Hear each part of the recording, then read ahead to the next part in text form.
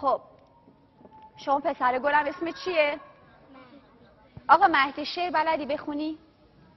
بله. بخون یه شعر قشنگ.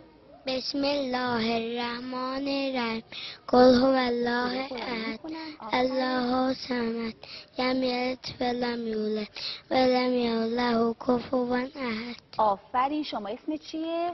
علی. علی تو بلدی سوره قرآنی یا شعر بخونی؟ نه. نه. شما اسمت چیه؟ کلم. چی؟ کلم. کریم.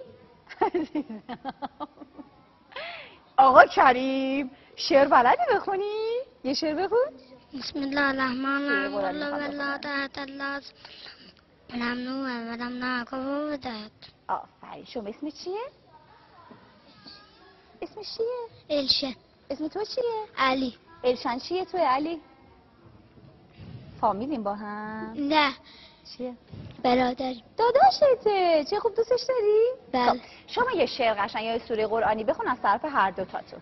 بسم الله الرحمن الرحیم قل هو الله احد الله الصمد لم یلد ولم یولد ولم یکن له کفوا احد. آفرین. یه صلوات بلند.